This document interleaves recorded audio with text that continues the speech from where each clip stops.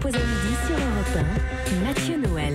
Vous écoutez toujours Europe 1, il est midi 20. Rien ne s'oppose à midi continue avec Eva Rock, Ève Roger, notre invité d'honneur Guillaume Meurice venu nous présenter Cosmé, un livre sur un poème de Rimbaud. Et à présent, justement, il devrait rester à la postérité comme l'autre Rimbaud. Espérons juste que je ne sois pas son Verlaine.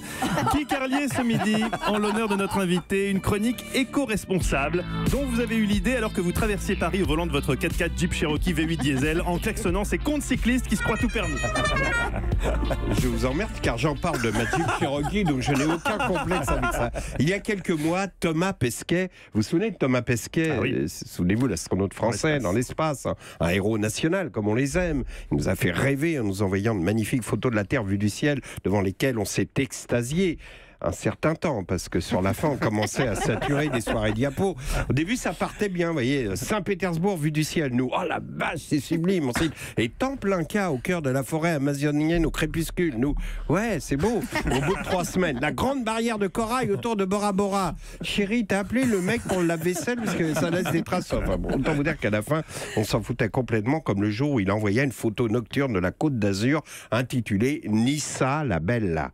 Nissa la belle, là, Eva Rock a pris le compliment pour elle, évidemment. Sa méprise est compréhensible, tant sont nombreux les hommes qui, du 7e siècle, du 7e ciel où elle les a emmenés, et du 7e siècle aussi, pour la plupart, rendent hommage à sa beauté. En plus, 7e ciel, il y avait un truc assez finot, je m'excuse. Dans vos rires graves, vous me l'avez niqué, c'est pas grave.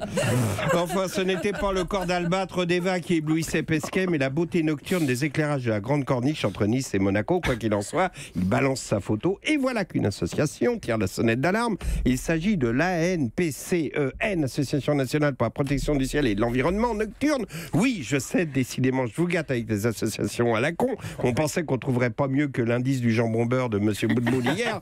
Eh bien si, on a trouvé mieux, car l'ANPCEN fixe pour but de faire éteindre les éclairages routiers des villes du bord de mer la nuit, sous prétexte que ces lumières nocturnes perturbent la vie aquatique, les dorades notamment, qui ont besoin d'un noir absolu pour les préliminaires de la reproduction, Madame Dorade n'acceptant pas de prodiguer une fellation que dans justement le noir absolu. Du coup, l'ANPCEN demande aux villes côtières, je vous jure que c'est vrai, d'éteindre l'éclairage la nuit. Peut-être ils roulent, mais c'est éteint. Et mais ils sont pas idiots, ils ne demandent pas bêtement la suppression de l'éclairage des rues, hein, mais ils demandent juste d'éclairer les rues le jour. Donc, ils ont vu sur les images envoyées par Pesquet que la route de la Grande Corniche entre Nice et Monaco, t'as 30 mètres de falaise en dessous, était éclairée et demande, et c'est bien normal qu'on éteigne cet éclairage catastrophique en matière de fellation de radiaire. Alors, je sais, c'est très con, mais la semaine a trouvé un allié encore plus con, la personne d'Alain Bougrain-Dubourg, qui explique que les phares des voitures sont authentiques, hein, la nuit constituent un désastre pour les oiseaux migrateurs qui viennent de passer l'hiver au Maroc et qui remontent en ce moment vers le nord en se basant sur la position de la Lune, et qui, abusés par les phares des voitures qu'ils prennent pour autant de lune, sont en pleine confusion et viennent s'écraser sur les calandres. Alors M. Bougrain-Dubourg demande donc, outre l'extinction de l'éclairage routier, que les voitures roulent la nuit tout feu éteint.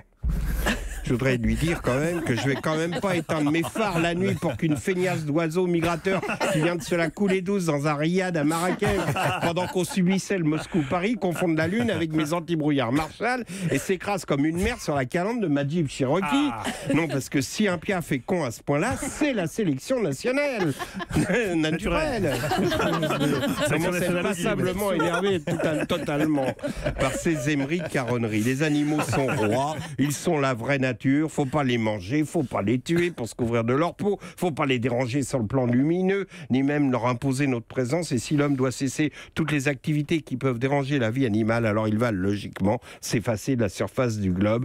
Il faut se laisser dévorer par les grands fauves, comme l'homme préhistorique aurait dû le faire, ce qui nous aurait permis de ne pas avoir cette discussion puisque nous ne serions plus là. La vérité est que toute vie empiète fatalement, logiquement, naturellement, imparablement. Oui, je peux en trouver des adverbes sur une autre vie, et que cette loi ne doit pas être détournée au seul profit de certaines espèces, ni l'espèce humaine, ni non plus une espèce animale. En attendant, c'est beau, les lumières d'une ville la nuit, et j'emmerde Alain Bougrain-Dubourg. Qu'il avait compris.